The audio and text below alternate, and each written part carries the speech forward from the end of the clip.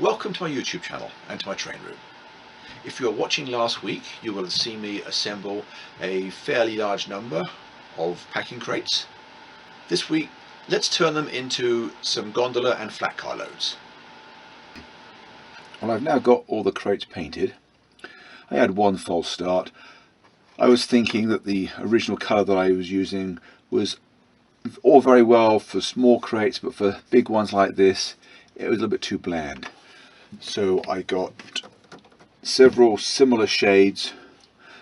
I put them on my palette. I mixed some of them with white, I mixed some with yellow, so I had a large number of similar but different shades, and I picked out a few random planks in different colours, and then I went back and I repainted everything with a very thin wash of my base colour, just to tone down the striped effect, and I think I like them a lot better now than I did before. I also cut some false floors for my gondolas out of 32nd inch basswood. Maybe I should have used 16th inch because I'm not quite sure that these are going to stay flat. At least the grain is running long ways, and the crates glued to them will hold them straight across the grain. So I'm hoping they'll stay flat enough. I could have used styrene, but that also tends to curl. Now what I've got to do is arrange the crates into the gondolas.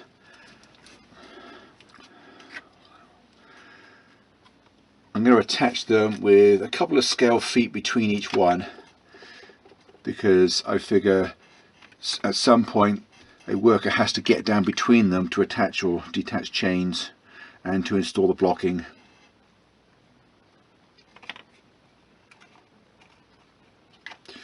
So there's one.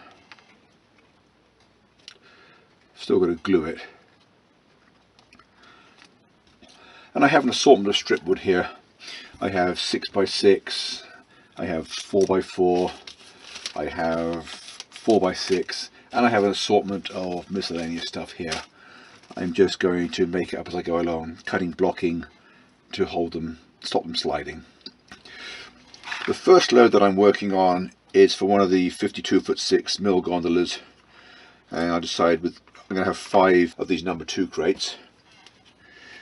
I've got room to put 8mm blocks, so a little more than 2 feet between each crate. So I've cut pairs of 6x6s. I've glued the first crate down with this super glue, and now I've got to use wood glue to attach the blocking. I'm using white glue for the wood to wood joints and super glue for the wood to styrene joints.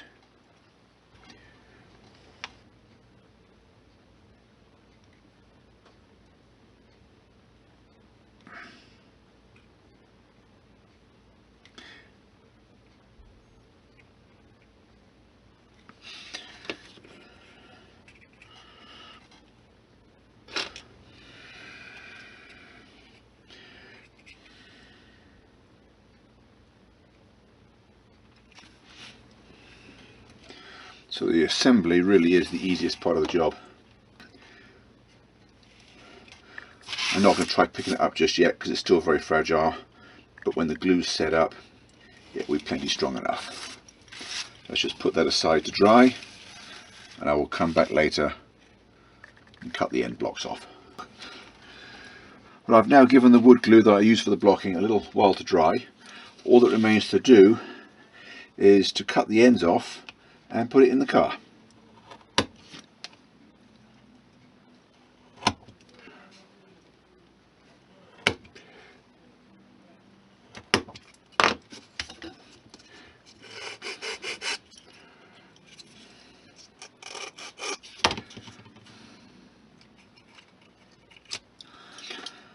And that load is finished.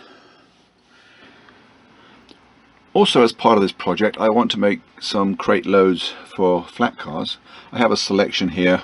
I have 2 different lengths of flat car and this bulkhead flat here, which I think would be a good candidate for being pressed into service, since the crates are going to be heading the opposite way to the pulpwood, which is normally used for.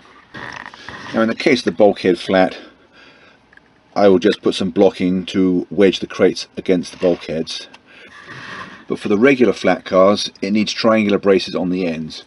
And since they'll basically be the same regardless of the length of car or the size of the crate, I'm just going to batch build those. Now since I'm going to need quite a lot of those triangular braces, this calls for a jig. Now I made one earlier. I've elected to make all the blocking or the bracing out of strip wood because it saves the need to paint it. And I've got some scale 6x6 which I'm going to use for the main structural members.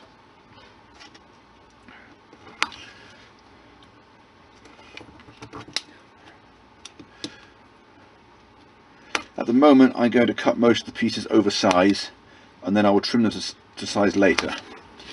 And I've already measured the diagonals.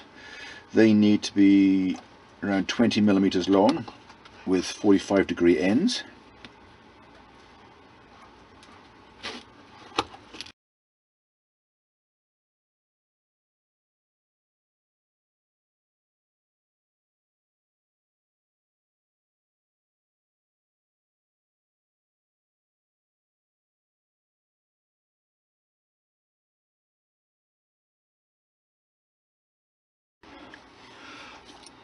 While my end braces for the regular flat cars are setting up, I'm going to do the one with the bulkhead flat car because that doesn't need any end braces. I've decided that to make the load look fairly balanced, I'm going to put the biggest crate at one end and then I'm going to leave a gap, put the other three at the other end. I'm putting these this way around because the ends are more interesting, and this one is too wide that way, so it's going this way. So let's start by gluing these three together. Right, now I'm going to put cross members in there, the same width as the car. It doesn't have to be exact.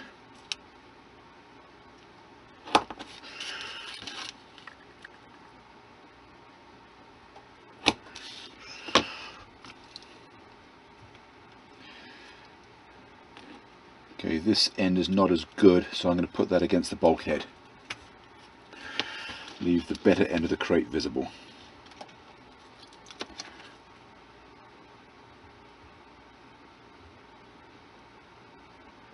I'm basically just making this up as I go along, but trying to make it look as though it is feasible. For the cars without bulkheads, whether it's one crate or several, the start is still the same. I've got to get 4 of these end braces and attach them to the 4 corners of the crates. The wood to styrene bonds I'm doing with this super glue. That's about the only thing that will work. I'm just assembling them on a flat surface.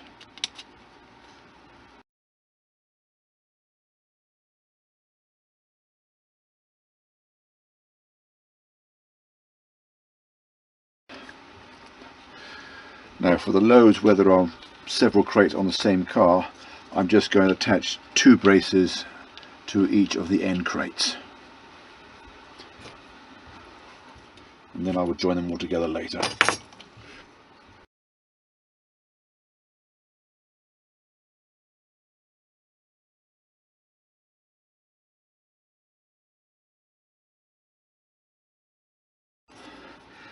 Now an important part of this end bracing is a cross piece nailed to the longitudinals to stop the diagonals from sliding. So there'll be one across the bottom and another one over there. I'm going to use a 6x6 along here and a lighter one up there, but rather than just put it at the end of the angle, I'm going to cut these so that it actually has some bearing area, because I think that'll be more secure to do it that way. And where there's a slight variation in the length of the diagonal brace, I'm going to cut more away on one side so that the cross piece looks parallel to the crate.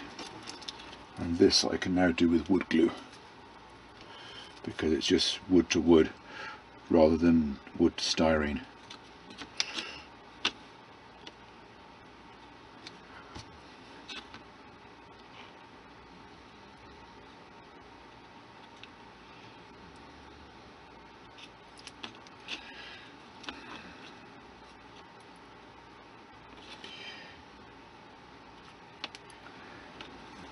And then I'm going to put some diagonal braces in as well, but for those I am going to use thinner wood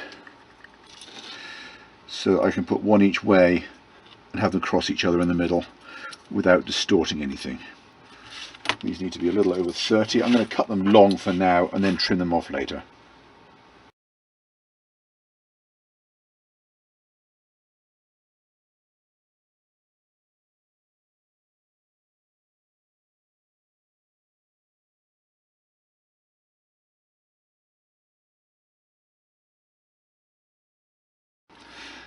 Having got all my cross bracing glued on and allowed it to set hard, I've now got to trim the ends. I'm going to cut most of the excess off with sprue cutters, and then I'm going to finish it up with a file.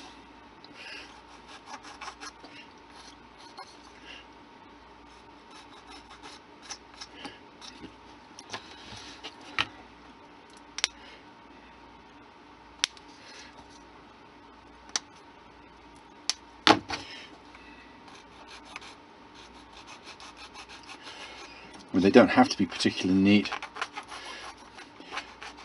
but I'm figuring that the prototype would probably cut the bracing off at an angle so that it doesn't stick out beyond the width of the load. Now, I don't think you need to watch me do all of those. I'm just going to assemble these loads now. I've still got these crates to glue together in threes. There's another one that I can call finished, except that it doesn't look to be sitting flush on the car. So I'm going to put a piece of sandpaper down and just clean it up along the bottom edge.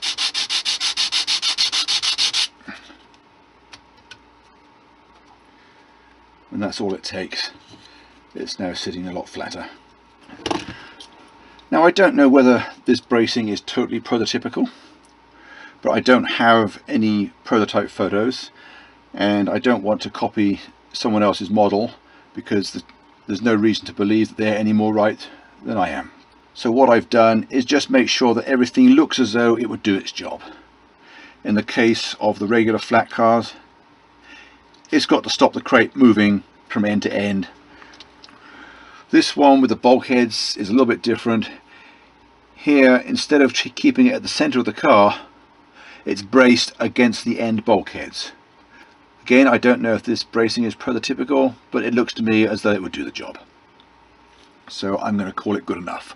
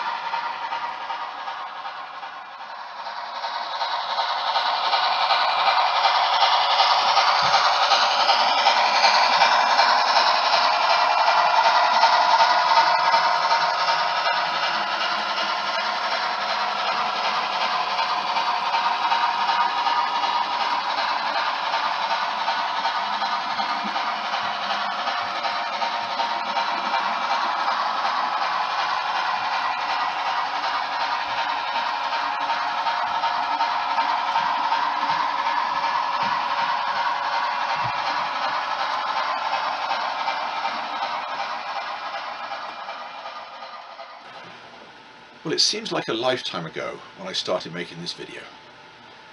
I believe it was late in February and there was still quite a lot of snow on the ground. It's now August and I'm pleased to report that the snow has gone. It was supposed to be just another quick project, but things got in the way. I've been to California twice to finish Brian's layout. I've been working on another project layout in my garage, and I've been busy around the house. I've been working 2 jobs, and I've hardly had any time to myself. Anyway, just recently I managed to get a few hours in my train room to work on my own projects, so I got this one finished. Another reason for it taking longer is that the project grew. Originally I was just going to make a couple of loads, and as you saw from the run by, I made 15. So I now have enough of these crates to make an entire train, so maybe that can be a special working. The sheeted load on the last flat car isn't part of this project, but I put it there as a lead-in for something else I want to do. I didn't actually make that load, it came glued to the car when I bought it at a swap meet, but it's something I've wanted to do for a while, so hopefully before too much longer I will do a video on making sheeted loads for a flat car. So that's all for this week. I hope you enjoyed the project. I hope it was worth waiting for. And above all, I hope to see you back next week. Thanks for watching, and bye for now.